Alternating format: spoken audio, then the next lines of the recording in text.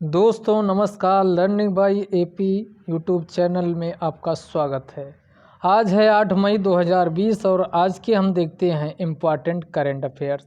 तो सबसे पहले पीआईबी पे नज़र डालते हैं। तो जो सबसे पहली न्यूज़ थी कि स्वास्थ्य मंत्री डॉक्टर हर्षवर्धन के द्वारा आयुष संजीवनी नामक मोबाइल ऐप लॉन्च किया गया। तो हम समझ लेते हैं कि ये आयुष संजीवनी नामक मोबाइल ऐप है क्या और इसकी मदद से क्या किया जा सकेगा। तो इसे लॉन्च किसने किया है? तो इसे स्वास्थ्य मंत्री डॉक्टर हर्षवर्धन के द्वारा आयुष संजीवनी नामक मोबाइल ऐप को लॉन्च किया गया है। तो ये क्या करेगा? It will help to generate data on acceptance and usage of AYUSH advocacies and measures among the population and its impact in prevention of कोविड-19। अर्थात कोविड-19 की रोकथाम के लिए इसके माध्यम से हम आयुष यानी आयुर्वेदा, योगा, यूनानी, सिद्धा,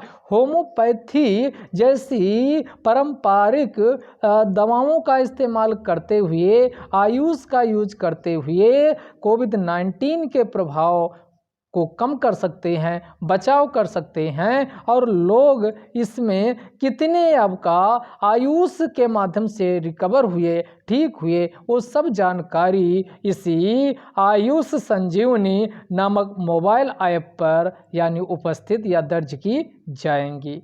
तो आपका ये जनरेट करेगा डेटा, जो आयुष का प्रयोग करेगा उसको स्वीकार करेगा, यानी आयुष के अंतर्गत आने वाली पारंपरिक दवाओं के इस्तेमाल से जो पेशेंट रिकवर होगा, ठीक होगा, उसी के लिए ये आपका विकसित किया गया है। तो इसका विकास किसने किया है? तो ये मिनिस्ट्री ऑफ आयुष यानी कि मिनिस्ट्री ऑफ आयुष, आयुर्वेदा, योगा, यूनानी, सिद्धा, होम्योपैथी, जिसका गठन पीछे वाले वीडियो में हमने किसी वीडियो में बताया 2006 में इस मंत्रालय का गठन किया जाता है। तो ये जो आयुष संजीवनी नामक ऐप है, इसे मिनिस्ट्री ऑफ आयुष के द्वारा विकसित किया गया और इसमें हेल्प ली गई है ministry of electronics and technology यानी विज्ञान और प्रौद्योगिकी, इलेक्ट्रॉनिक्स व विज्ञान एवं प्रौद्योगिकी मंत्रालय के सहयोग से इसमें मदद ली गई है। और इसका लक्ष्य रखा गया है 50 लाख जनसंख्या इसमें कवर कर दी जाएगी। 50 लाख पॉपुलेशन को इसमें कवरेज करने का टारगेट या लक्ष्य रखा गया है। तो क्वेश्चन आपके एग्जाम में पूछा जा सकता कि हाल ही में जो आपका आयुष संजीवनी ऐप विकसित किया गया वो किसके लिए था, वह किस मंत्रालय ने इससे विकसित किया। लॉन्च भले ही आपका डॉक्टर हर्षवर्धन जो स्वास्थ्य मंत्री हैं उनके द्वारा लॉन्च किया गया हो, लेकिन इसका विकास मिनिस्ट्री ऑफ आयुष व ministry of electronics and information technology के द्वारा किया गया है। तो ध्यान दीजिएगा। तो आपका अगला न्यूज़ देखते हैं क्या। तो अभी आपका विश्व अस्थमा दिवस मनाया गया। क्या मनाया गया? विश्व अस्थमा दिवस मनाया गया। ध्यान दीजिएगा, ये 5 मई 2020 में 5 मई को मनाया गया। वैसे ये कब मनाया जाता है? तो ये आपका मई महीना होता है, इसका पहले मंगलवार को जो भी आपका तारीख होती है उसी तारीख को विश्व अस्थमा दिवस मनाया जाता है। विश्व अस्थमा दिवस मनाया जाता। तो 2020 की थीम क्या रही है? तो एनफ अस्थमा डेथ ये इस बार की 2020 की थीम रही है। तो ध्यान दीजिएगा, इस बार 5 मई को विश्व अस्थमा दिवस मनाया गया है। तो इस बार की थीम क्या रही है? एनफ अस्थमा डेथ इस बार की थीम रही। अगर इसका हम इतिहास देखें कब से मनाना शुरू हुआ, तो ये आपका 1998 से ये प्रत्येक वर्ष मनाया जा रहा है। ग्लोबल इनिशिएटिव यानी जीना एक आपका क्या है, फुल फॉर्म इसका है। तो जीना के द्वारा ये मनाया जाता है। अगला देख लेते हैं आपका वर्ल्ड हैंड हाइजीन डे, विश्व हाथ स्वच्छता दिवस मनाया गया। तो इसमें हाथ हम अभी कोविड-19 के प्रभाव के प्रसार के कारण ये और इम्पोर्टेंस हो गया। तो वैश्विक स्तर पर वर्ल्ड हैंड हाइजीन डे यानी विश्व हाथ स्वच्छता दिवस, ये भी 5 मई को मनाया गया। तो ये हर साल 5 मई को मनाया जाता है। वर्ल्ड हैंड हाइजीन डे, विश्व हाथ स्वच्छता दिवस, यानी हम इसमें क्या करें, अपने हाथों को साबुन से, सैनिटाइजर के माध्यम से अच्छे से धुलें, ताकि किसी भी प्रकार से कोई भी बैक्टीरिया या अन्य प्रकार के फंगस या वायरस हाथ में ना रह जाएं। तो इसी में जागरूकता, ये जन जागरूकता के लिए इसे हर साल मनाया जाता है। 5 मई को इस बार भी मनाया गया। और 2020 की अगर हम थीम की बात करें तो save lives clean your hands, save lives clean your hand, यानी अपने हाथ को अच्छी तरीके से साफ रखें ताकि सेव लाइव्स यानी जीवन को बचाया जा सके। तो 2020 की थीम क्या है, save lives clean your hand 2020 की थीम रही है। अगला देख लेते हैं, उत्तर प्रदेश के द्वारा अब कुछ आपका डेवलपमेंट काम किए जा रहे हैं और कुछ ऐप कोरोना वायरस से बचाव के लिए कई ऐप लॉन्च किए गए। उन्हीं में से अभी हाल ही में आयुष कवच कोविड ऐप नामक ऐप लॉन्च किया गया। तो पूछा जा सकता, हाल ही में आयुष कवच कोविड ऐप किसके द्वारा, तो उत्तर प्रदेश सरकार के द्वारा शुरू किया गया है। हालांकि आयुष कवच कोविड-19 ऐप जो है, इसका विकास आयुष मंत्रालय के द्वारा किया गया है। तो इसका विकास आयुष मंत्रालय के द्वारा शुरू किया गया और इसे हाल ही में आयुष कवच कोविड के नाम से यूपी सरकार के द्वारा इसे लॉन्च किया गया है। और आपको जानकर आश्चर्य होगा कि जियो टैग कम्युनिटी जो किचन शुरू किया गया, जो जियो टैग के माध्यम से जो भूखे हैं यूपी के ऐसे मजदूर श्रमिक जिनको खाने की कोई व्यवस्था नहीं, उनको सार्वजनिक किचन के माध्यम से भोजन उपलब्ध कराने वाला यूपी आपका क्या हो गया है, भारत का पहला राज्य बन गया जो जियो टैगिंग के माध्यम से यानी कम्युनिटी किचन के माध्यम से श्रमिक, लेबर व अन्य प्रकार के आवश्यकता जिसको है भोजन की, उसको भोजन उपलब्ध कराया जाता है। तो दोनों क्वेश्चन आप ध्यान रखिएगा। इसमें जियो टैग कम्युनिटी किचन पूछे तो ये किसके द्वारा शुरू किया गया, ये यूपी सरकार के द्वारा शुरू किया गया है। अगला देख लेते हैं, अभी जम्मू कश्मीर नया आपका आप देखते हो पहले राज्य हुआ करता था, लेकिन जम्मू कश्मीर का 2 जम्मू कश्मीर व लद्दाख के रूप में गठन किया गया, जो कि अब वर्तमान समय में केंद्र शासित प्रदेश है। तो यहीं पर आपका यानी आपका क्या Jammu Kashmir public service commission का गठन किया गया। तो उसी में से अभी चेयरमैन जो बनाया गया है वो किसको बनाया गया, तो ध्यान दीजिएगा BR शर्मा को। BR शर्मा को क्या किया गया, यहाँ का जम्मू कश्मीर का पब्लिक सर्विस कमीशन है जो PCS स्तर की परीक्षाएं होती हैं, स्टेट स्तर की सिविल सेवाएं, उनका आयोजन करवाएगा। तो ये किसको अभी नियुक्त किया गया, तो आपका BR शर्मा को नियुक्त किया गया है। इनकी नियुक्ति किसने किया है, तो जम्मू कश्मीर के लेफ्टिनेंट गवर्नर के द्वारा, जो गिरीश चंद्र मुर्मू हैं। ये पहले आपके जम्मू कश्मीर के पहले क्या हैं, यानी लेफ्टिनेंट गवर्नर हैं। तो ये भी क्वेश्चन पूछा जा सकता, जम्मू कश्मीर के पहले लेफ्टिनेंट गवर्नर किसको बनाया गया, तो गिरीश चंद्र मुर्मू को बनाया गया है। और इन्हीं के द्वारा, गिरीश चंद्र मुर्मू के द्वारा, यानी जो Jammu Kashmir public service commission है उसका चेयरमैन BR शर्मा को बनाया गया है। और इनके ये कितने साल तक अपने पद पर बने रहेंगे, तो 6 या 62। आप संघ लोक सेवा आयोग में जाओगे तो संघ लोक सेवा आयोग में 65 या 6 साल होता है, जबकि प्रांतीय लोक सेवा में जाओगे तो 6 वर्ष या 62 वर्ष जो भी पहले पूरा हो जाए तक अपने पद पर बने कोई व्यक्ति रह सकता है। तो ये आपका इम्पॉर्टेंट है, यहाँ से क्वेश्चन पूछे जा सकते। अगला जो न्यूज में था अभी PSC के गठन को लेकर के था, यानी पब्लिक अकाउंट कमेटी अभी हाल ही में कांग्रेस के एक MP थे अधीर रंजन चौधरी, तो अधीर रंजन चौधरी को पब्लिक अकाउंट कमेटी का अध्यक्ष बनाया गया है। जो किस पार्टी से संबंधित है, कांग्रेस पार्टी से हैं। अब आपको जान लीजिए PSC होती क्या, पब्लिक अकाउंट कमेटी होती है। तो इसका पहली बार गठन कब किया गया था, तो भारत शासन अधिनियम 1919 आया था, 1919 के अंतर्गत इसका गठन सबसे पहले 1921 में हुआ था। तो पब्लिक अकाउंट कमेटी पहली बार भारत शासन अधिनियम 1919 के अंतर्गत इसका पहली बार गठन 1921 में होता है। इसमें लोकसभा व राज्यसभा दोनों के सदस्य शामिल होते और टोटल कितने मेंबर होते? टोटल 22 मेंबर होते हैं, जिनमें 15 मेंबर आपके कहाँ से होते? लोकसभा से होते हैं और 7 मेंबर क्या होते? यानी राज्यसभा से होते हैं और इनका कार्यकाल समानतः 1 साल के लिए होता है। कितने? 1 साल के लिए होता है। तो पब्लिक अकाउंट कमेटी के जो अभी अध्यक्ष बनाए गए हैं वो अधीर रंजन चौधरी है। इसके अलावा 3 अन्य होती। अगर पूछा जाए सबसे बिगेस्ट या लार्जेस्ट आपकी कौन सी कमेटी होती है, तो एस्टीमेट कमेटी जो होती है, प्राकलन समिति कहा जाता। प्राकलन समिति क्या होती? सबसे बड़ी समिति होती है। और प्राकलन समिति में क्या होता? यानी 30 मेंबर शामिल होते हैं और इसमें 30 मेंबर केवल और केवल लोकसभा से होते हैं, केवल और केवल लोकसभा से होते। तो ध्यान दीजिएगा, यहाँ से क्वेश्चन आपके आईएएस में पूछा जा चुका है। इसके अलावा सार्वजनिक उपक्रम समिति एक अगली होती है। सार्वजनिक उपक्रम समिति में भी टोटल कितने? 22 मेंबर शामिल होते। लोकसभा व राज्यसभा दोनों से वहाँ भी मेंबर होते। 15 लोकसभा से होते हैं और 7 राज्यसभा से होते हैं। तो आपका ये तीनों कमेटियाँ हमने डिस्कस कर दिया। अगला है अभी हाल ही में आपका CM urban employment guarantee scheme जो शुरू की गई है, वो 120 दिन का क्या रोजगार उपलब्ध कराने के लिए। तो पूछा जा सकता मुख्यमंत्री शहरी रोजगार गारंटी योजना किस राज्य सरकार के द्वारा शुरू की गई? क्योंकि कोविड-19 के चलते बहुत सारे यानी राज्यों में बेरोजगारी की स्थिति उत्पन्न हो गई। इसके पहले हमने झारखंड के संदर्भ में बताया था 47.1% की बेरोजगारी व्याप्त है।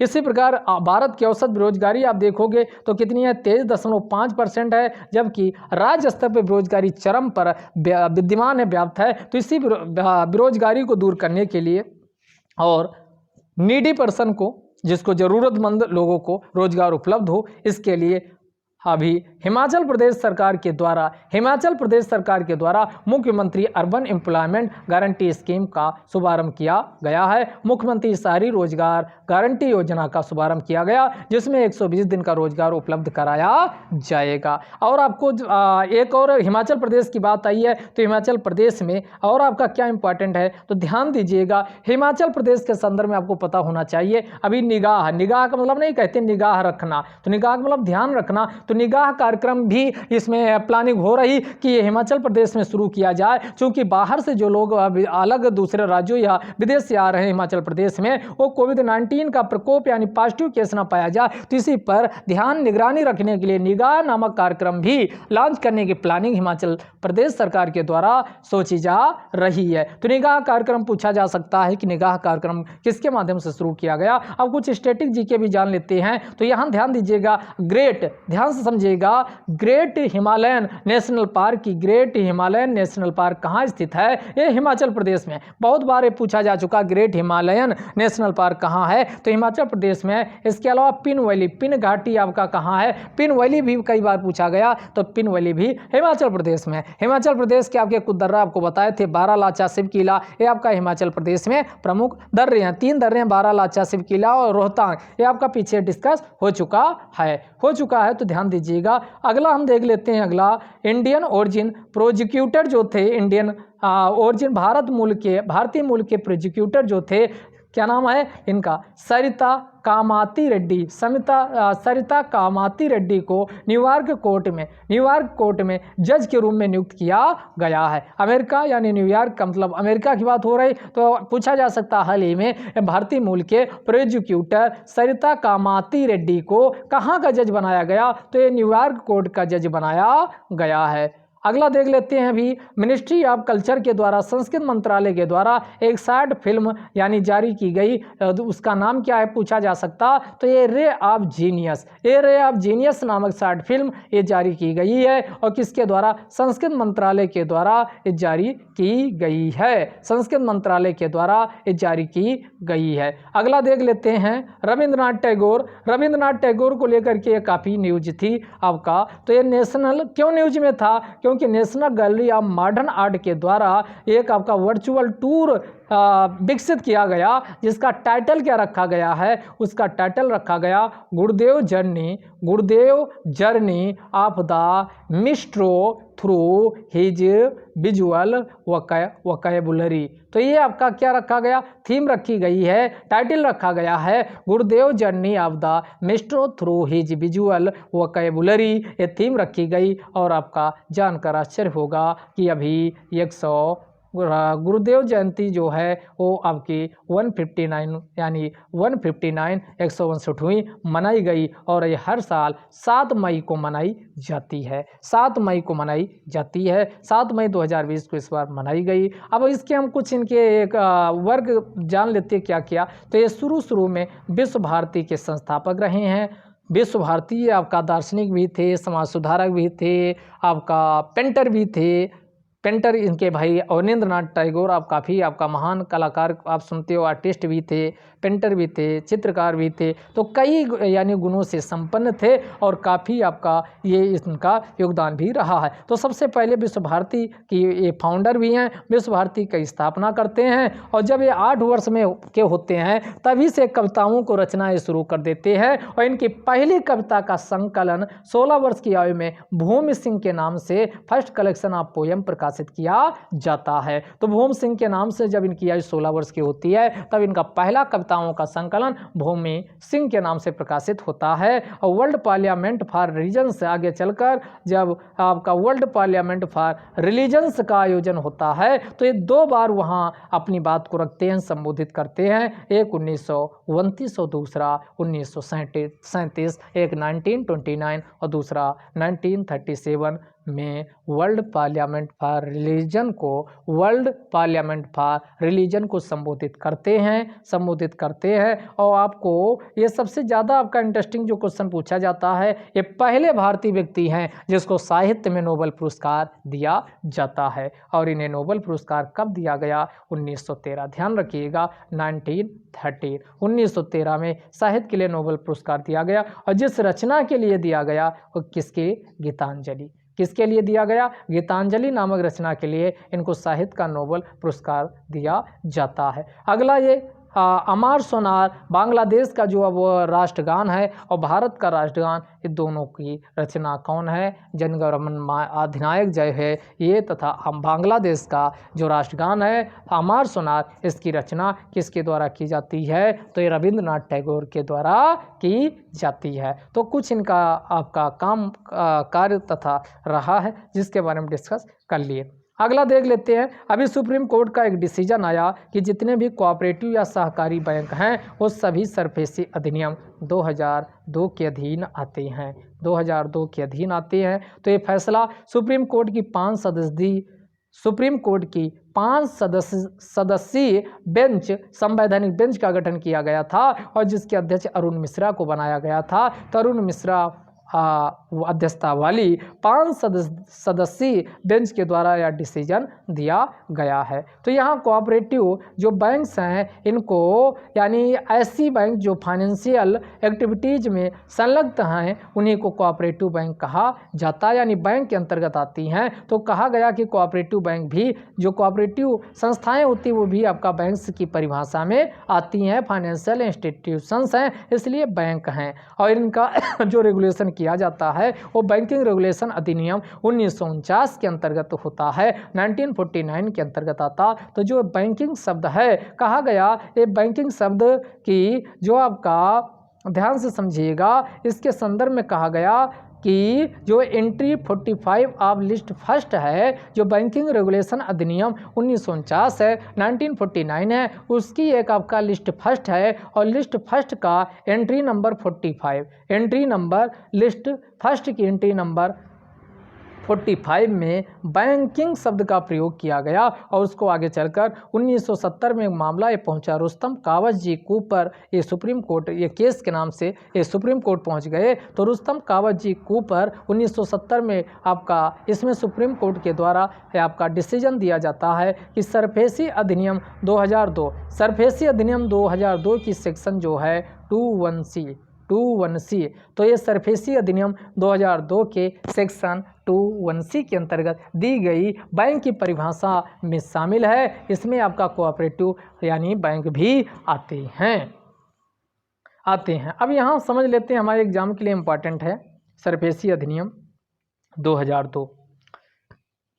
तो सरफेसी अधिनियम 2002 सरफेसी किसका ये संक्षिप्त रूप है? तो सरफेसी फुल फॉर्म है securitisation and reconstruction, securitisation and आर्स reconstruction of financial assets and ई से आपका इन्फोर्समेंट ऑफ सिक्योरिटी इंटरेस्ट। तो इसका फुल फॉर्म क्या है सरफेसी का? Securitisation and reconstruction of financial assets and enforcement of security interest. और यह अधिनियम 2002 में पारित किया गया था। तो 2002 में पारित होने वाला सरफेसी अधिनियम था। और इसमें क्या प्रावधान किए गए? तो मुख्य प्रावधान की हम इसमें बात कर लेते हैं। तो मुख्य प्रावधान क्या? इसमें कहा गया कि अगर कोई बैंक व वित्तीय संस्था, जो भी आपका सरफेसी अधिनियम 2002 के अंतर्गत बैंक या वित्तीय संस्थाएं आएंगी, अगर बैंक व वित्तीय संस्था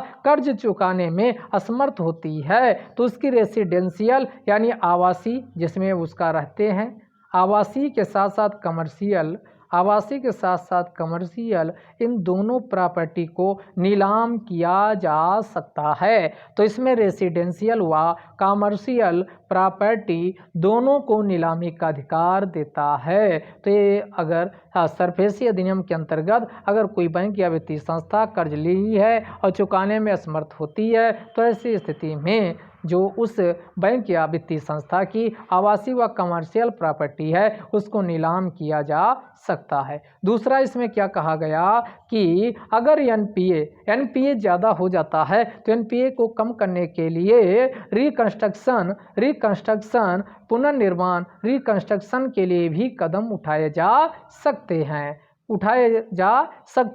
और तीसरा कहा गया कि यह अधिनियम केवल उन्हीं लोन्स पर प्रभावी होता है जो सिक्योर्ड होते हैं, सुरक्षित, कि ओनली सिक्योर्ड लोन पर इफेक्टिव है, प्रभावी है, अन्य मामलों में प्रभावी नहीं होता है। सबसे लास्ट में कहा गया कि इसमें क्या किया जाएगा? ARCs एसेट रिकंस्ट्रक्शन कंपनीज और ASCs यानी एसेट्स सिक्योरिटाइजेशन कंपनीज का गठन किया जाएगा। तो इसमें दो प्रकार की कंपनियों के गठन का भी बात किया गया, ARC व ASCs यानी एसेट रिकंस्ट्रक्शन कंपनीज व एसेट सिक्योरिटाइजेशन कंपनीज के गठन की भी बात की गई है। तो पूछा जा सकता है प्री मेंस दोनों में आपका सरफेसी अधिनियम से लेकर के जो हाल ही में सुप्रीम कोर्ट का डिसीजन आया, इससे पूछा जा सकता है।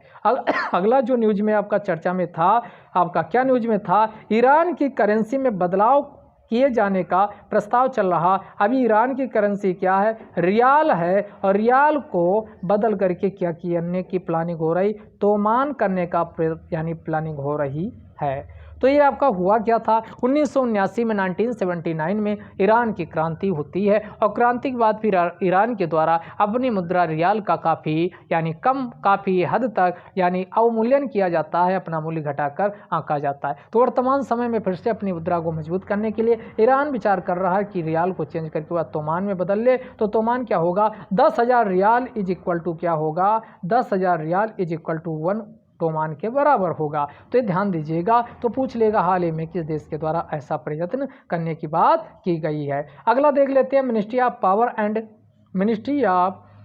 Power and new and renewable energy के द्वारा एक रिपोर्ट जारी की गई। इसी का नाम क्या है? तो इसी का नाम है impact of energy efficiency measures for the year 2018-19। 2018-19 के लिए आपका एक रिपोर्ट जारी की गई। तो उसी रिपोर्ट का नाम क्या है? Impact of energy efficiency measures for the year 2018 and 19। तो इम्पैक्ट ऑफ एनर्जी एफिशिएंसी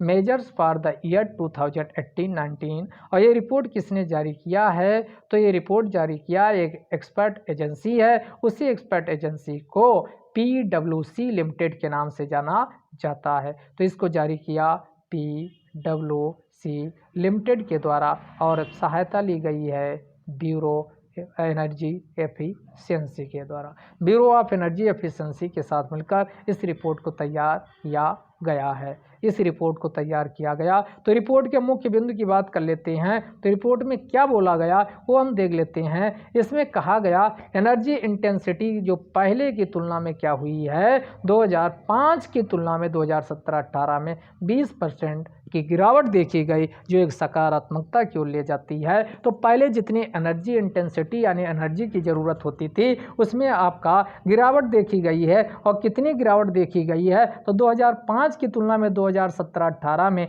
20% की गिरावट देखी गई। तो पहला पॉइंट हो गया, यानी ये सकारात्मकता का क्या संकेत है। दूसरा क्या, टोटल इलेक्ट्रिसिटी सेविंग्स भी हुई है और ये 113.16 बिलियन यूनिट आपका क्या हुआ, आपका 2018-19 में खर्चा हुआ, जो नेट इलेक्ट्रिसिटी कंजप्शंस का 9.39% है। तो इतना बचत हुई है, टोटल इलेक्ट्रिसिटी सेविंग्स कितनी बचत हुई है, तो 113.16 बिलियन यूनिट बचत हुई है 2018-19 में, जो नेट इलेक्ट्रिसिटी कंजप्शन का 9.39% होता है। तो पहला हमने कहा 2005 की तुलना में 2017-18 में एनर्जी इंटेंसिटी में 20% की गिरावट देखने को मिली है। दूसरा हमने कहा टोटल इलेक्ट्रिसिटी सेविंग्स जो हुई है 113.16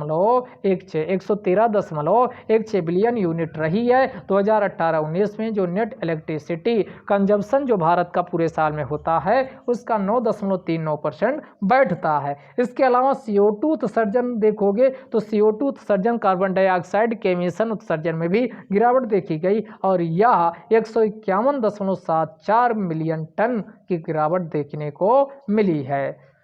अगला हम देख लेते हैं, काफ़ी आपका दुर्दांत घटना देखने को 1984 के भोपाल गैस त्रासदी का नाम आपने सुना होगा। तो भोपाल गैस त्रासदी में होता क्या है, मिथाइल आइसोसाइनाइड गैस का रिसाव होता है। मिथाइल आइसोसाइनाइड गैस का रिसाव होता है। उसी घटना के बाद एक बार फिर से आपकी आंध्र प्रदेश के विशाखापत्तनम में, यानी आपका है बिजाग गैस लीक का मामला सामने आया। तो बिजाग गैस लीक की वजह से 5 गांव के लोग, लगभग उसी के विशाखापत्तनम के आसपास 5 गांव थे जो काफ़ी प्रभावित हुए। हुआ क्या, इसमें एक गैस थी जो स्टायरीन गैस के नाम से जाना जाता, यानी स्टायरीन नामक प्लांट यहाँ लगाया गया था। तो स्टायरीन प्लांट में आपका विस्फोट होता है, वो विस्फोट होने के बाद रिसाव हो जाता है। तो स्टायरीन की हम भी बात करेंगे। यह एक ज्वलनशील द्रव होता है, ये आपका क्या होता, इनफ्लेमेबल लिक्विड होता है, जिसके माध्यम से हम क्या करते हैं, पॉलीस्टायरीन प्लास्टिक बनाते हैं, फाइबर ग्लास बनाते हैं, रबर व लेटेक्स को बनाने में इसका इस्तेमाल किया जाता है। तो स्टायरीन द्रव फैलने की वजह से काफ़ी लोगों की मृत्यु हो गई, बहुत व्यापक स्तर पर धन का नुकसान हुआ है। तो ये आपका पूछा जा सकता है, स्टायरीन जो प्लांट है ये किस देश की कंपनी के द्वारा संचालित है, तो साउथ कोरियन इलेक्ट्रॉनिक्स एक कंपनी है, इसी को जियांट